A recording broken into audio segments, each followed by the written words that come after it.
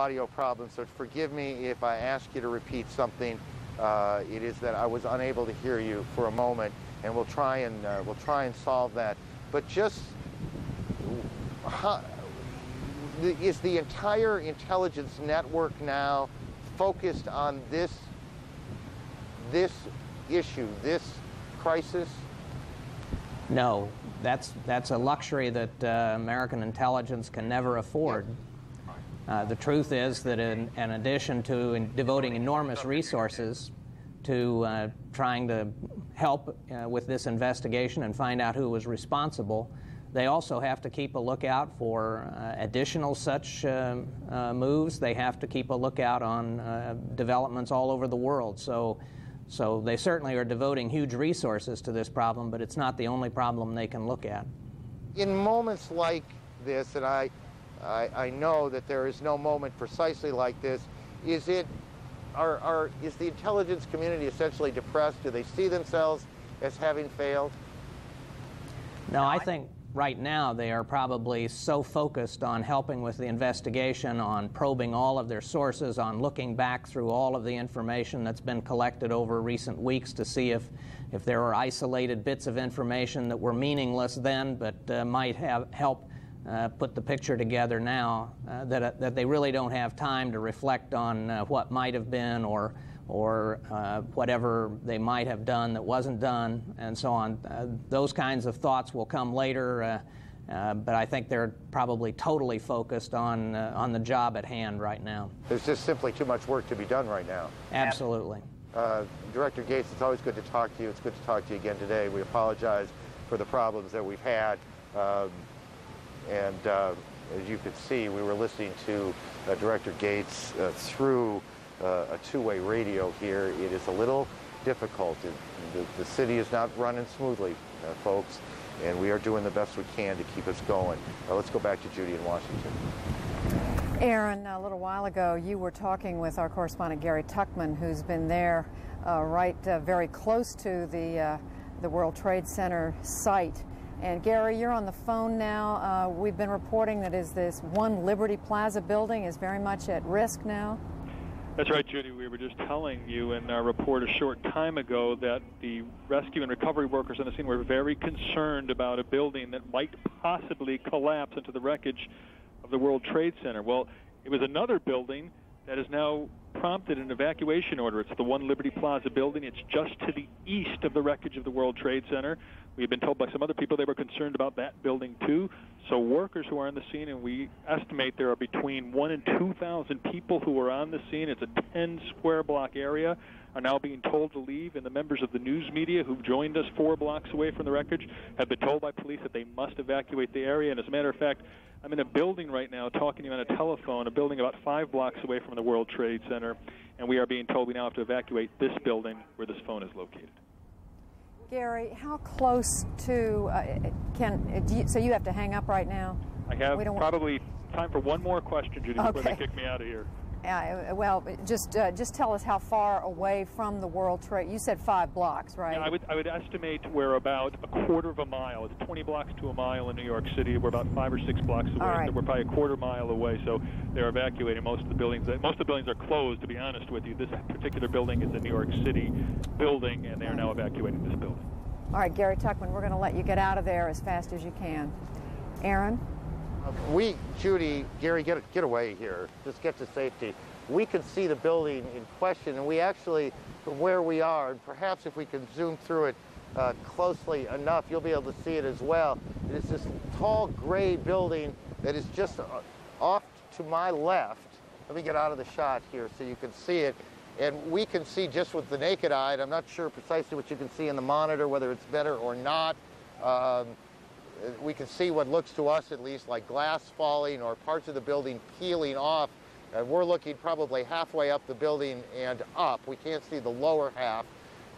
We can also see, and I want to be careful here because I can't honestly tell you that I know it's related, but there seems to be a bit more smoke, dust, ash in the area. Whether that's related to this or not, I honestly don't know. But I do know that there is more of it in that area than there was before. The smoke now rising up and obscuring our view of that building. But again, that is the building in question, One Liberty Plaza. And you can, if you've been with us, and I know many of you have a sense of the proximity to the Trade Center buildings. It is not far away. And just to look at it, if you were just to look at it, you would not have a sense that it had been damaged.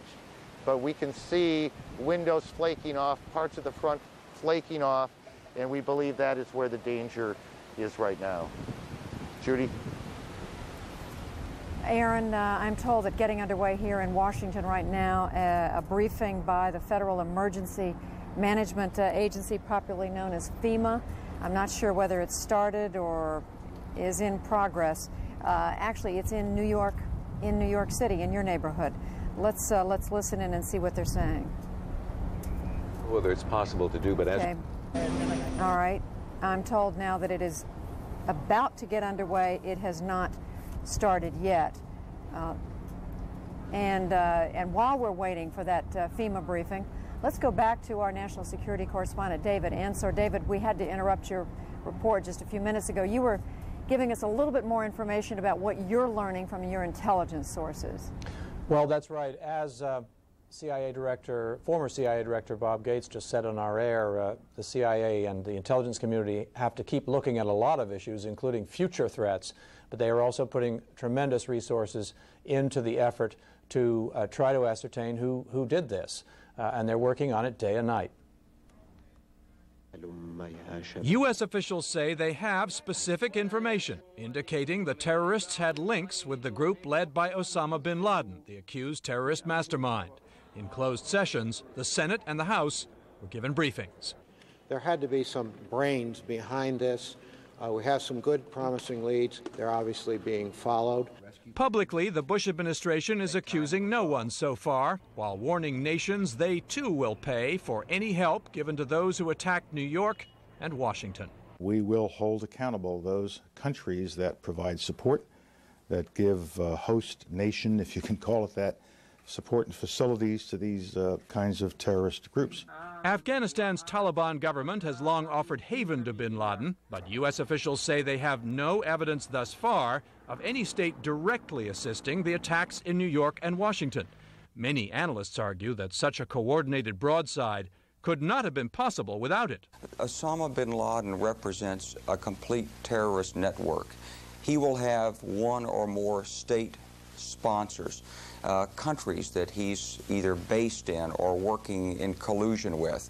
There'll have been passport support, communication support. One thing I think that ought to make us a bit suspicious about whether bin Laden was involved in it alone or not is that he goes to great lengths to advertise himself.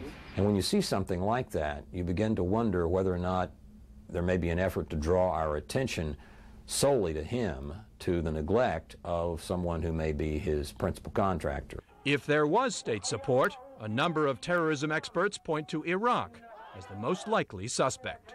A statement from President Saddam Hussein on Iraqi television said, quote, "The United States reaps the thorns that its rulers have sown in the world." U.S. officials say they are developing good intelligence and law enforcement leads. They are not sure, they're not ready to say yet who they think was behind these attacks, nor are they ready to say whether they think any state was involved in helping, but they do believe they will be able to say quite soon. Judy. All right, David Ensor, thanks. And I'm now told that up in New York, that briefing, Federal Emergency Management Agency briefing, we're perhaps going to hear from New York City Mayor Rudy Giuliani and New York United States Senator Charles Schumer, among others. Let's see if that's gotten underway. I'm having a hard time seeing my monitor here. Here we go. Senator Schumer, Senator Clinton, all of the members of the congressional delegation, Congressman Rangel, Congressman Meeks, Congressman Nadler, who's here, I know. He was at our briefing earlier. Thank you. This show of support for the city of New York means a tremendous amount to all of us in the city. We know how much you care. We know how much you're going to help us and have already helped us. And we have to all work together now and work together to make sure that we save as many lives as possible, rescue the people that we can rescue, and rebuild the city of New York and the World Trade Center to be even greater and more wonderful and more beautiful than it was before. And I know with the kind of support that we have from the administration, from the Senate, from the House, the people of the city of New York are very well supported. And thank you very, very much for coming. And thank you for all the efforts that you're making for us. Thank you, Mr. Senator. Well, thank you. All right. Well, thank you, Rudy. And on behalf of New York's congressional delegation, Senator Clinton, Congressman Rangel, Ardeen, Congressman Meeks, and Nadler, we want to thank you. First, I've got a couple of points here to make. First, I want to thank the mayor and governor for the great job that they have done. We have watched television, and I have heard from more than 20 senators that they feel, as bad as they feel about this, they feel relieved with people like Giuliani and Pataki down here in charge and keeping things as best as they can be under these difficult times, so we thank you. I also want to thank President Bush. I spoke to the president yesterday.